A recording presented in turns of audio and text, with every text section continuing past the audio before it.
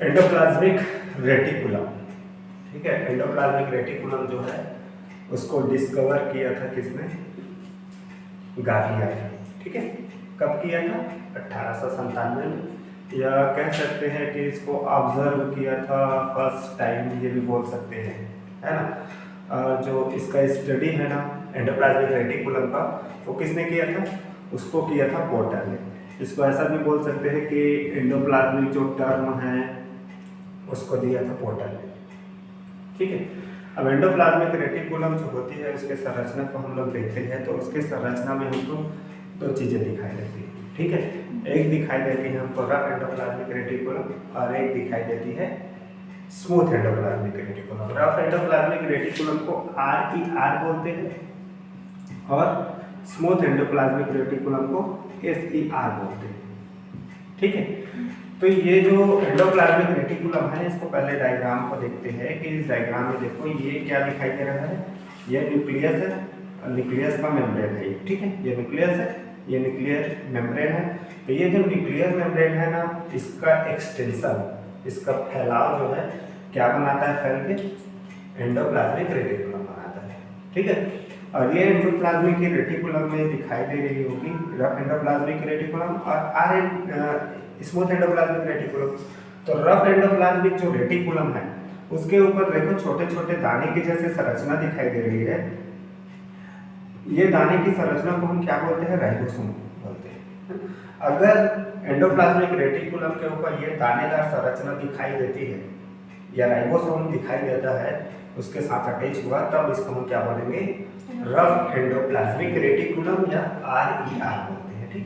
अगर इसके ऊपर ये राइबोसोम लगा हुआ नहीं दिखाई देता है ना, तब हम इसको क्या बोलते हैं? SER, स्मूथ एंडोप्लाज्मिक रेटिकुलम, ठीक है। तो दो टाइप्स के इसके संरचना में दिखाई देती है ना। कौन कौन सा? रफ एंडोप्लाज्मिक रेटिकुलम और स्मूथ एंडोप्लाज्मिक रेटिकुलम।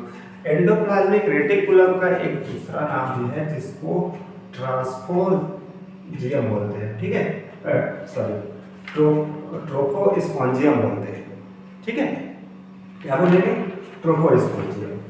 अब देखो कि ये एंडोप्लाज्मिक रेटिकुलम है, इसकी संरचना में क्या क्या चीजें दिखाई देती है। तो हमको इसकी संरचना को देखते हैं तो हमको तीन चीजें दिखाई देती है इसमें, है ना। पहला क्या है? सिस्टर्नी, जिसको कोसा बोलते हैं। दूसरा क्या है? वेसिकल्स, जिसको आशय बोलते हैं। और तीसरा क्या है? ट्यूब्यूल्स, है ना, जिसको नलिका बोलते हैं।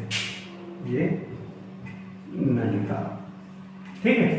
तो सिस्टर्नी को देखो, सिस्टर्नी कैसा दिखाई देता है? ये सिस्टर्नी का डायग्राम को देखो कि एक लंबी संरचना दिखाई दे रही है, जिसके ऊपर क्या लगे हुए हैं?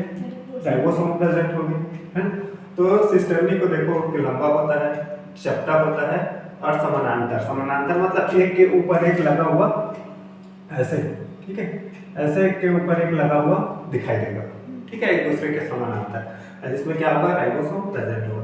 इसकी मोटाई को देखते हैं तो इसकी मोटाई कितनी होती है? 40 से 60 नैनोमाइक्रोन, ठीक है। और कहाँ कहाँ पाया जाता है?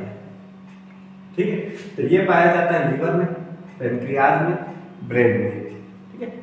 ये तीन जगह बहुत ज्यादा मात्रा में पाया जाता है। फिर दूसरा आता है वेसिकल्स। वेसिकल्स का मतलब क्या होता है? आशय। छोटे छोटे बलून जैसे संरचना दिखाई देती है ना, ये वेसिकल्स।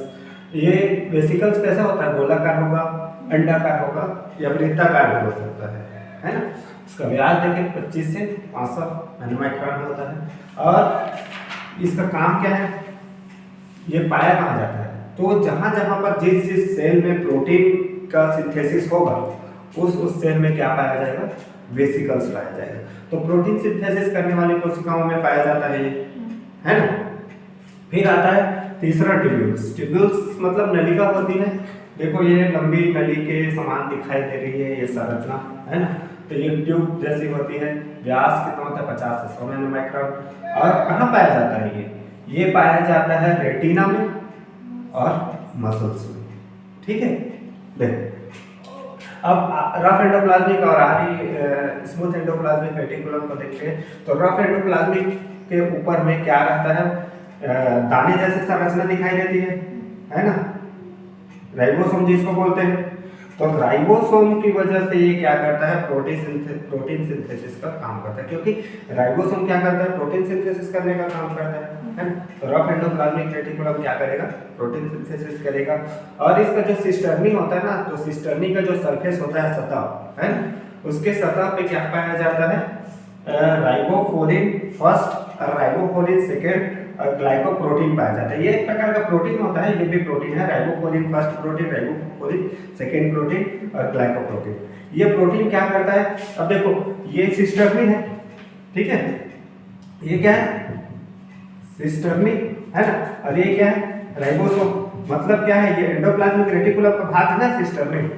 तो एंडोप्लाज्मिक रेटिकुलम से इस राइबोसोम को जोड़ के रखने का काम ना यही प्रोटीन करता है, ठीक है। अगर ये प्रोटीन नहीं होगा तो ये इसके ऊपर चिपके नहीं रहेगा, ये अलग हो जाएगा, ठीक है। तो ये जो प्रोटीन है वो राइबोसोम को एंडोप्लाज्मिक रेटिकुलम से जोड़ के रखने का काम करता है या चिपका के रखने का काम करता है, ठीक है। फिर ACR में आते हैं, तो ACR में क्या होता है, कुछ फास्फोलिपिड्स का, ग्लाइकोलिपिड्स का और स्टेरॉइड हार्मोन का क्या करता है, ये संश्लेषण करता है, ठीक है। इसके फंक्शन को देखते हैं, फंक्शन में क्या क्या है, तो फंक्शन में इसका है लिपिड का सिंथेसिस करेगा, ठीक है, और स्टेरॉइड हार्मोन को बनाने का काम करेगा, और ट्रांसपोर्ट और जेनेटिक सब्सटेंस, जो जेनेटिक सब्सटेंस है ना हमारा, उसको क्या करता है, ट्रांसपोर्ट करने का काम करता है, और ग्लाइकोजन के मेटाबॉलिज्म में हेल्प करता है। तो इस प्रकार से क्या होता है, ये फंक्शन करता है। क्लियर है, चलो।